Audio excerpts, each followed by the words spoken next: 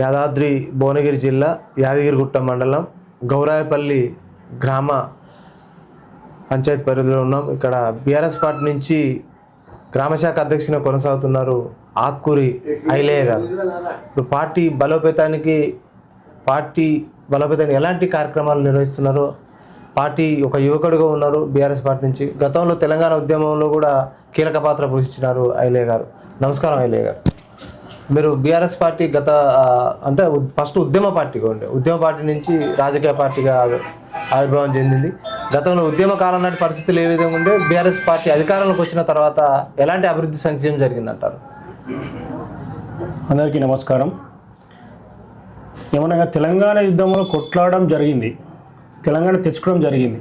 తెచ్చుకున్నాక 10 సంవత్సరాలు కేసీఆర్ ప్రభుత్వంలో మంచి సంక్షేమ పథకాలు ఉన్నాయి, మంచి అభివృద్ధి ఉంది, మంచిగా ఉంది. దాంతో సంక్షేమ పథకాలు కూడా అందుబాటులో కేసీఆర్ గారు అరుజారులో మేము చెప్పిన పథకాలని ప్రభుత్వాల దగ్గరికే జారీ చేశాం. కానీ ఈ ప్రభుత్వం వచ్చే వరకు ఏమవుతుందంటే, ప్రభుత్వాల దగ్గర పోతే పనులు అవుతలేవు, లంచాలకు పని అవుతుంది. కేసీఆర్ కాళేశ్వరం కట్టిండి కూలిపోయిందని చెప్పుడు వరకే సరిపోయింది. కానీ దానికి మట్టి ఎత్తి పోసే మానవుడు రేవంత్ రెడ్డి లేడు, ఈ సర్కారు లేదు. దాంతోపాటు మా దగ్గర ఎక్కడ వేసిన శ్వాసన ఉన్న ఎమ్మెల్యే మన బీర్ల ఐలయ్య గారు చెప్పుడు వరకే ఉంది, కానీ ఎక్కడ చేసేది లేదు. ఏమైంది? కళ్యాణ లక్ష్మి బంద్ చేసిండు, షాజుమోహన్ గారు బంద్ చేశాడు, తులం బంగారం ఇస్తాను ఇవ్వలేదు, విద్యార్థులకు స్కూటీ ఇస్తానని స్కూటీ ఇవ్వలేదు. ఎన్నో సంక్షేమ పథకాలు 420 హామీలు చెప్పాడు, ఒక్కటి నిర్లక్ష్యం చేయలేదు. పింఛన్లు ఇస్తాడు, పింఛన్లు ఇవ్వలేదు ప్రభుత్వం. ఈ ప్రభుత్వం మొత్తం దిగజారిపోయింది, ప్రభుత్వం చాలా దిగజారిపోయింది. కానీ ఎందుకంటే మళ్ళా కేసీఆర్ రావాలి, మళ్ళీ మా ప్రజలు నిమ్మలంగా ఉండాలి. రైతులకు అది అడ్డమైన యూరియా యాప్ పెట్టాడు, ఆ రైతులకు ఇబ్బంది పెట్టాడు. ఆ రైతుకు ఎకరానికి 12,000 15,000 ఇస్తా, 12 కూడా గతి లేదు. రైతులు అరవ కోసం పెట్టాడు. రైతుల యూరియా ఏమంటే రక్తం జల్లి పండిస్తున్నాడు ఒక ముఖ్యమంత్రి రేవంత్ రెడ్డి. కానీ ఆ బీడీ కార్మికులకు పింఛని అప్లై అది ఇది లేదు. చాలా ఇబ్బంది అంటే చాలా ఇబ్బంది ఉంది. కానీ ఈ రేవంత్ రెడ్డి పాలన, ఈ కాంగ్రెస్ పాలన ఒక బొంద పాలన అయింది, ఇది వేస్ట్ పాలన. కానీ ఎందుకంటే మాకున్న శాసనసభ బీర్ల ఐలయ్య గారు కూడా చెప్పుడు వరకే నీళ్ళు ఐలయ్య అంటుండగా నీళ్ళు తెచ్చేయలేదు, ఏం లేదు. తెచ్చింది మేమే, చేసింది మేమే, మెటీరియలే. ఏ ప్రాజెక్టు మేము శంకుస్థాపన చేసిందే. ఏమంటే ఇల్లు కావాలి, మా బీఆర్ఎస్ పార్టీ వాళ్ళకి ఇల్లులు కావాలంటే నా పార్టీలకు రాండి, నీకు ఇల్లులు పెట్టిస్తా. ఇప్పుడు ఈ ఆలేరు నియోజకవర్గంలో గంధమల్ల ప్రాజెక్టు ద్వారా అది పూర్తి చేసి వాటర్ సాగునీరు అందించిన ఘనత ఐలయ్యకే దక్కుతుందని కూడా ఇక్కడ స్థానిక ప్రజలు అక్కడక్కడ మీరు నీళ్లు ఏం తీసుకురా, నీళ్ళు ఐలయ్య పేరు మాత్రం వచ్చిందంటారు. ఇది ఎంతవరకు అన్న? నేనేమంటున్నాంటే ఇంతవరకు వాస్తవమో చిన్న పోడైనా చెప్తాడు. ఎందుకంటే కాలువలు చేసింది మేము, తెచ్చింది మేము, ఎక్కడ ఒక ప్రాజెక్ట్ కట్టిన మానవ లేడు. ఒకటి ఏంటంటే కాళేశ్వరం వాటర్ తెచ్చింది కేసీఆర్, ఫస్ట్ నింపింది కేసీఆర్, చెరువులు నింపింది కేసీఆర్, మత్స్యకారుల చేపలు ఇచ్చింది కేసీఆర్. ఇంకొకటి గంధమాలలో మా ప్రభుత్వంలో గుంగుడి సునీతా మహేందర్ రెడ్డి భూసేకరణ చేసినప్పుడు, టీఎంసీ చేసినప్పుడు రైతులకు డబ్బులు కూడా శాంక్షన్ చేసి పెట్టినాం. సరే, దుష్పరిణామం మా ప్రభుత్వం పోయినాక బీర్లైలు వచ్చిండు. కానీ ఆయన నేను చేస్తున్నా అని చెప్పి 4 టీఎంసీలు 5 టీఎంసీ వచ్చి ఇప్పుడు 0.5 టీమ్స్కి వచ్చి గంధమాలకు ఎక్కడ భూస్వామ్యం లేదు, ఇంతవరకు దాని పని పూర్తి కూడా లేదు. ఏదో నేను నీళ్ళైలే, నువ్వు దొంగ ఇలా అవుతాడు ఆయన. కానీ ఎందుకంటే ఎక్కడ గంధమాలు ఎక్కడ పని స్టార్ట్ కాలేదు. ఇక్కడ లైవ్గా పోయి చూద్దామని విధాం. ఇక్కడ మాకు ఎక్కడ పని లేదన్న. ఏదో ఇందిరా మిల్లు ఇస్తుండు, ఇంతవరకు బిల్లు కూడా చక్కగా వల్లేదు. ఒక 2 బిల్లు పడ్డాయి, ఒక్కొక్క 4, ఇంకొక బిల్లు మొత్తం పైనింగ్ బిల్లు కూడా వల్లేదు. చాలా ఇబ్బంది, చెప్పుకోలేకపోతారు ప్రభుత్వం ఉంది కాబట్టి. ఎక్కడ గంధమాల ప్రాజెక్టు అయితే ఎక్కడ పని అయితే స్టార్ట్ కాలేదు. గత బీఆర్ఎస్ పాలన కాంగ్రెస్ పాలన తేడా అయిందంట. 100% డిఫరెంట్. కేసీఆర్ ఏమో చిన్న మంచి పనులు చేసిండు, ఈయన చేయలేదు. కేసీఆర్ అన్నది చేసిండు, ఈయన అన్నది కూడా చేయలేడు. అది డిఫరెంట్. ఇప్పుడు కాంగ్రెస్ ప్రభుత్వం 6 గ్యారెంటీలు అమలు చేస్తున్నట్టున్నది. దాంతోపాటు ప్రజాపాలన ప్రగతి పాలనలో అభివృద్ధి సంక్షేమం వైపు ముందుకు పోతుంది తెలంగాణ. అక్కడ ఇప్పుడు మీరు అన్నదానికి 6 గ్యారెంటీ ఏం చేసిండో విచ్చలవిడిగా 4 హామీలు చేసింది ఏది చక్కగా చేయలేదు. ఒకటి ఇక్కడ ఆ 420 హామీలలో 6 హామీలు కూడా కరెక్ట్ కాదు. ఒకటి సరే 6 హామీలు చేశాడు, ఏం చేసిండు? పింఛన్ ఇచ్చిండా? రైతులకు 15,000 ఇచ్చిండా? 12,000 ఇచ్చిండు. ఎక్కడ ఏం చేసిన రైతులకు అందరికీ మాఫీ అన్నాడు. ఏడ మాఫీ అయింది 2 లక్షలు, చాలామందికి మాఫీ కాలేదు. మళ్ళొకటి ఇది మా కేసీఆర్ చెప్పిన పథకాలు ఖచ్చితంగా కళ్యాణ లక్ష్మి ఇస్తానని చెప్పి ఇచ్చిండు. 1,16,000 చెక్ ఇస్తానని చెక్ ఇచ్చిండు. కేసీఆర్ కిట్ ఇచ్చిండు. మేనమామ లెక్క కేసీఆర్ కిట్ ఇచ్చిండు. కేసీఆర్ కిట్ కూడా రద్దు చేసిన దుర్మార్గుడు ఈ రేవంత్ రెడ్డి పాలన. ఎందుకంటే 6 గ్యారెంటీల బొంద పాలన ఏది కానిపోదు. గతంలో 10 ఏళ్ళు పాలించిన బీఆర్ఎస్ పార్టీ అభివృద్ధి పేరుతో అక్రమాలకు అప్పుల పాలు చేసింది తెలంగాణ అని ఇప్పుడు కాంగ్రెస్ లీడర్లు కావచ్చు ప్రభుత్వం ఆరోపణ చేసింది. ఎంతవరకు వస్తాం? సరే, మేము మా ప్రభుత్వంలో అప్పు చేసినాం. అప్పు చేసి ప్రాజెక్టులు, కాళేశ్వరాలు, అన్ని ప్రాజెక్టులు కట్టాము. ఎక్కడైనా ఈ రేవంత్ రెడ్డి పాలన మా దానికంటే డబ్బులు ఇస్తూ అప్పు చేసిండు. ఎక్కడ ప్రాజెక్టు కట్టిండు, ఏం చేసిండు చెప్పండి. సనత్ నగర్లో టీఎంఎస్ కట్టింది శంకుస్థాపన మేము, కానీ మేము ఓపెన్ చేస్తున్నాం అని చెప్పిండు. హాస్పిటల్ అన్నీ మేము కట్టినాయి. బస్తీ దవాఖానలు పెట్టింది మేమే. ఆ బస్తీ దవాఖాన కూడా పట్టించిన నవ్వులు లేడు. ఇవాళ ఘోరంగా ఒక్కొక్క ఏరియా ఇప్పుడు ప్రభుత్వ హాస్పిటల్ పోతే చాలా ఇబ్బందికరంగా ఉంది. గతంలో మొన్న డీసెంట్గా చూసినప్పుడు పెద్దిరెడ్డి సుధీర్ చనిపోయినప్పుడు హాస్పిటల్లో పరిస్థితి ఎట్లా ఉంది, ఇప్పుడు గత పాలన ఎట్లా ఉందో ఇప్పుడు పాలన హాస్పిటల్ చూద్దాం. దానికి మేము కూడా రెడీ. ప్రస్తుతం వ్యవసాయ రంగానికి ఏ విధంగా ప్రాధాన్యత అంటారు? వ్యవసాయ రంగానికి అయితే అన్న నేనేమంటున్నానంటే, వ్యవసాయానికి ఎన్నుపోటు కోసిన రేవంత్ రెడ్డి. వ్యవసాయ రంగానికి మస్తు ఇబ్బందికరంగా చేసిన సర్కార్. రైతులకు అప్పుడేం చేసేది, నేనున్న రైతు ఆటో ఆయనకి ఇస్తే నాన్న ఒక 500 ఇస్తే 2 బస్సులు వీరసంచి వేసుకొచ్చి ఇంటికాడ రైతు ఆటో వేసిపోయారు. ఇప్పుడు చెప్పులు లైన్ కట్టుకొని యాప్ ద్వారా బుక్ చేసుకోమంటున్నాడు. యాప్ ద్వారా కూడా వచ్చేటానికి వస్తుంది, సచ్చినోడు వస్తుంది. 12,000 రూపాయలు కేసీఆర్ ఏమన్నా కరెక్ట్ పంటకు డబ్బులు వేసిండు. 3 పంటలు ఎగ్గొట్టినావు. 3 పంటలకు దశధామనాలకు రైతు బంధు అది ఎగ్గొట్టినావు. మొన్న ఉర్రంగా ఇక్కడ సభ పెడితే మొన్న టిక్ అని వేసినావు. అది వేసి 15,000 ఇస్తున్నాడు, 12,000 వేసాడు. మరి 3 పంటల పైసలు ఏమైనాయి? కేసీఆర్ ఏమన్నా టైం వేసాడు. రైతులకు ఎక్కడ ఇబ్బంది పెట్టలేదు.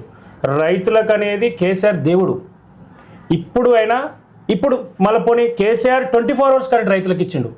ఇంటికాడ మనం మోటార్ వేసుకొని వస్తే తెల్లారి పొలం మారేది. ఇప్పుడు 6 గంటలు 8 గంటలు ఇస్తుంది కరెంట్. కేసీఆర్ ప్రభుత్వంలో 24 అవర్స్ రైతులు అందంగా ఇప్పుడు బాధగోరు. వచ్చేపోయి లో వోల్టేజ్ కరెంట్ ట్రాన్స్ఫారం కాలిపోవడం, ఇబ్బంది కావడం చాలా ఇబ్బందికరం ఉంది రైతులకు. మాజీ ఎమ్మెల్యే గొంగుడి సునీత గారు యాలేజీ నియోజకవర్గం నుంచి పోటీ చేసి ఓటమికి కారణం ఏంది, మరి ఎందుకు ఓడిపోయారంట? అన్న, ప్రజలు ఏమైందంటే 2 సంవత్సరాలు చేసినాం. ఆయన దొంగ హామీలు చెప్పిండు, నేను ఇది చేస్తాం అది చేస్తాం, 4 హామీలు చేసిండు. మేము చేసిన పథకాలు ఏంటంటే ఈయన చేయకుందుకే ఇప్పుడు ఈ ప్రాజెక్ట్ చేస్తే దాన్ని తింపి చేస్తాడు. మేము అట్లా ఒకటేసారి ప్రాజెక్ట్ చేసినామా, శంకుస్థాపన చేసినామా, పని చేయించినాం, ఇప్పుడు డైరెక్ట్ పోయి తెచ్చుకోవాలి చేయాలి అన్నట్టు. కానీ ఇది ఏం చేసిందంటే, మా ప్రభుత్వం ఏం చేసిందంటే పథకాలకు వచ్చేవారు, మేము చేసే పథకాలకు వచ్చేవారికి ఏం చేసినా డిఫరెంట్. ఇది 2 సంవత్సరాలు చేసారు కదా, ఒకసారి ఛాయిస్ ఇద్దాం అన్నాడు. ప్రజలు అనుకోరు, కానీ ప్రజలే అనుకుంటారు. ఇప్పుడు బంగారు లాంటి కేసీఆర్ ఓడగొట్టుకున్నాం, ఆలయ నియోజకవర్గ శాసన గొంగుడి సునీతం ఓడగొట్టుకున్నాం, అరిగోస పెడుతురు కొందరు, ప్రజలు ఇబ్బంది పడుతురు. ఇప్పుడు ప్రస్తుత ఎమ్మెల్యే ప్రభుత్వం ఇప్పుడు ఎలాంటి అభివృద్ధి సంక్షేమం అవుతుంది ఆలయంలో? ప్రతిదానికి సరే మా ప్రభుత్వం లేదు, కానీ మేము కొట్లాడి ఎక్కడైనా కొట్లాడి చేర్చుకున్న బాధ్యత మాది. ఎందుకంటే నెక్స్ట్ వచ్చే ప్రభుత్వం మాదే. ఇప్పుడు ఆయన ఎక్కడెక్కడ ఏమేమి చేసిండో, భూ కబ్జాలు ఎక్కడెక్కడ చేసిండో, అన్ని ఎక్కడెక్కడ చేసిండో అన్ని తీసుకుంటాం, తక్షణమే చేస్తున్నాం. మా మీద ఎంత బీఆర్ఎస్ పార్టీ కాంగ్రెస్కి ఎంత కోపం ఉందంటే, ఎక్కడ దొరికితే కేసులు, కుట్ర, ఈ గట్టిగా మాట్లాడితే పోలీసులను వాళ్ళు పిలిపేయడం చాలా ఇబ్బందికరంగా ఉంది. కానీ గత 10 సంవత్సరాల్లో మేము చేసిన పాలన ఒక్క పోలీసు కూడా మేము స్వేచ్ఛగా ఇచ్చినాం. కానీ ఇప్పుడు పోలీసులకే పని చెప్తారు. మేము పోలీసుల దగ్గర పోయి మేము దౌర్జన్యం. ఎప్పుడు పోలీసులు కూడా మాకు ఎప్పుడు రక్షణ, ఎప్పుడు కేసులు అని ఏదో ఒకటి రకంగా మాకు ఇబ్బందికరంగా ఉంది. సరే, మా కేసీఆర్ సార్ మళ్ళీ వచ్చినాక మేము ఎక్కడెక్కడ పనులు కావాలో మళ్ళీ చేయించుకుంటాం. మా ఎమ్మెల్యే మళ్ళీ గెలిపించుకుంటాం. మళ్ళీ గెలిచాక మేము మళ్ళీ ఇటీవల ఇప్పుడు ఆలేరు ఎమ్మెల్యే ఐలయ్య గారి మీద ఆరోపణ వస్తున్నది, భూ కబ్జాలు చేసిరని అది అంటున్నారు. అది కావాలనే ప్రతిపక్ష పార్టీలు ఆరోపణ చేసిన అసత్య ప్రచారం చేస్తున్నారని వాళ్ళు అంటున్నారు. ఎంతవరకు వస్తుంది అన్న? ఇప్పుడు 10 సంవత్సరాలు గొంగిడి సునీత మహేందర్ రెడ్డి ఎమ్మెల్యేగా ఉర్రు, ఒక ప్రభుత్వ విప్పుర్రు, 2.5 సంవత్సరాలది 3 సంవత్సరాలు అవుతుంది బీర్లైలో గెలిచి. నువ్వు ఎక్కడ భూ కబ్జా లేనిది, ఎక్కడ ఏం లేనిది ఒకటి అన్న.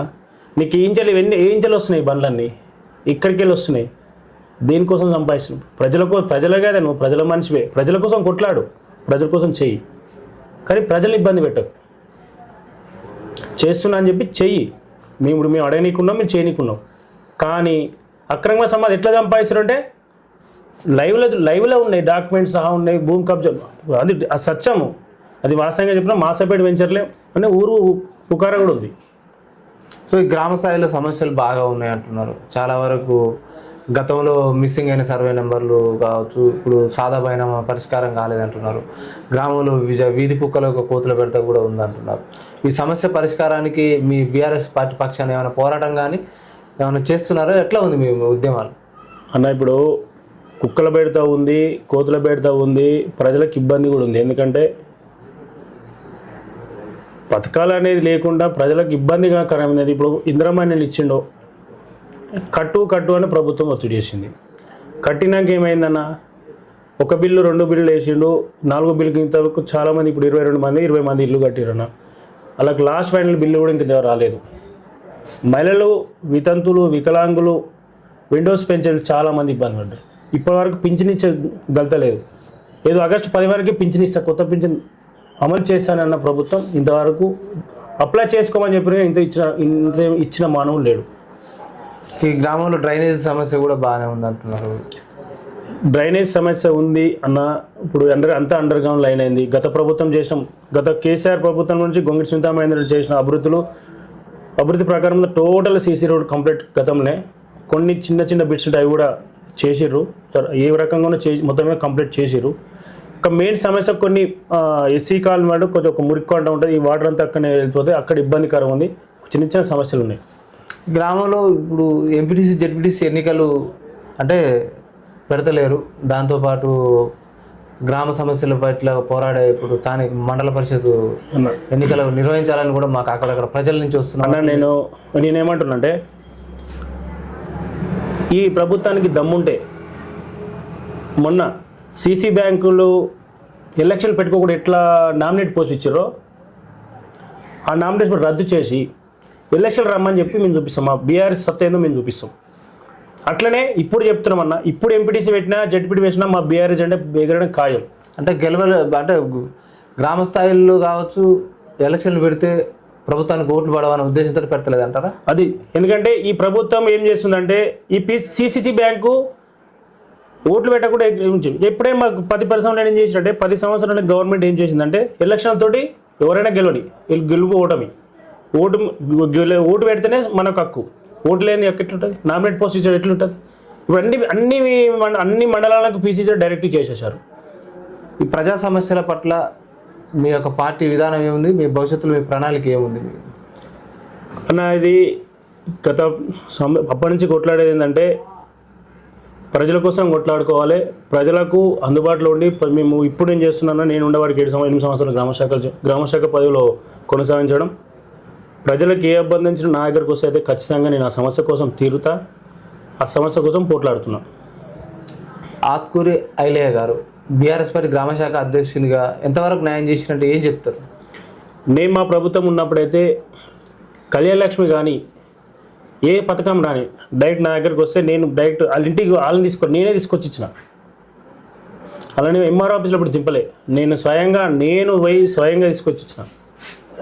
ఎక్కడ ఏమైనా పన్ను పడ్డా ఏదైనా కావాలన్నా ఎమ్మెల్యే దగ్గర కానీ, సేమ్ ఫండ్ కానీ, ఏదైనా కానీ, రిలీఫ్ ఫండ్ కానీ, దీని కానీ నేను మేడం కూడా నాకు అందుబాటులో ఎప్పుడైనా ఫోన్ చేసి మాట్లాడేది, రా అని చెప్పేది, పోయే చేపించేది. ఐలయ్య గారు భవిష్యత్తులో ఏమైనా పదవులు ఆశిస్తున్నారు? పదవుల కోసం ఆశించలేదు, కానీ ప్రభుత్వం ఏం చేస్తుంటే పనితీరు మనకు పదవులు రావాలి. మనం ఏంటంటే పదవుల కోసం కొట్లాడలే. ప్రభుత్వమే ఏం చేస్తుందంటే మనం చేసే పని, మనం కొట్లాడే స్థితిని బట్టి పెద్దలకు డిసైడ్ ఇస్తారు. ఈ రాబోయే కాలంలో మీ బీఆర్ఎస్ పక్షాన కావచ్చు అంటే పోరాటం చేసే పార్టీలు కనుమరుగవుతున్నాయి. మరి ఎందుకు ప్రజా సమస్యల పట్ల పోరాటాలు ఎందుకు చేయలేకపోతున్న పార్టీలు అంటే ఏం చెప్తారు మీరు? ఖచ్చితంగా చేస్తున్నాం అన్న గ్రామ సభ పెట్టారు. మనం పోయి అడిగినాం, మీరు 10 సంవత్సరాలు ఏం చేసినంటే మేము 10 సంవత్సరాలు చేసినా చేయలేదు, మీకు తెలుసు మాకు తెలుసు. ఇప్పుడు ఏమంటారు, 6 నెలలు 8 నెలలు కాలే సర్పంచ్ ఎలక్షన్ పెట్టి, ఇప్పుడు ఏమంటే కుండ పెట్టగానే బో పెట్ట ఉడికిందని ఆయన జర తొందరగా పడకూడదు అంటారు. మేము కూడా చూస్తున్నాం, ఇంకొక 2 నెలలు చూస్తాం అంతే. ఒక సంవత్సరం చూస్తే ఎవరికైనా భూ ఉడికిందా లేదు ఇత్తులు మేము కూడా ఇత్తు చూస్తే తెలుస్తుంది కదా. కుండ పెట్టి నీళ్ళు పోసి బియ్యం పోసినాక మంట పెడుతురు, అది ఉడికిందా లేదు ఉడకబెడతాం. ఆల్రెడీ కొంచెం దశ మండుతుంది, ఇంకో దశలో కూడా గట్టి పోటీ కూడా చేయబోతున్నాం. ఊరుకు సంబంధించింది కానీ ఊరుకు ఏ సమస్య వచ్చినా మేము బీఆర్ఎస్ ముందడుగు ఉండి పనిచేస్తాం. సో ఈ గ్రామంలో చాలా వరకు భూ సమస్యలు ఉన్నాయి. ఆ సమస్యల పరిష్కారానికి, సమస్యల పట్ల పోరాటానికి మీరు మీ గ్రామ శాఖ తరఫున సిద్ధంగా ఉన్నారా మీరు? అన్న ఎక్కడైనా సరే అది ఏమన్నా కానీ నేనేమంటున్నాను, ఎక్కడికి సమస్య వచ్చినా ఎవరికి వచ్చినా మా దగ్గరకు వస్తే, మా బీఆర్ఎస్ పార్టీ దగ్గరకు వస్తే ఖచ్చితంగా పోరాడుతాను. Thank you sir. ఇక్కడ గ్రామశాఖ అధ్యక్షున కొనసాగుతున్న ఐలయ్య గారు, ప్రభుత్వము మాటలకే పరిమితమైంది, చేతలకు పరిమితం లేదు. గతంలో ఇచ్చిన హామీలను అన్నీ కూడా తుంగలో తొక్కింది, ఏ హామీ కూడా నెరవేర్చలేదు. చాలా సమస్యలు ఉన్నాయి. ఆ సమస్యల పరిష్కారానికి కూడా ప్రభుత్వం చొరవ చూపి వాటి పరిష్కరించాలని అంటున్నారు. మరో అంశంలో మరో వీడియోలో మీ ముందుకు వస్తుంది ప్రజావేదిక నుంచి. Thank you sir.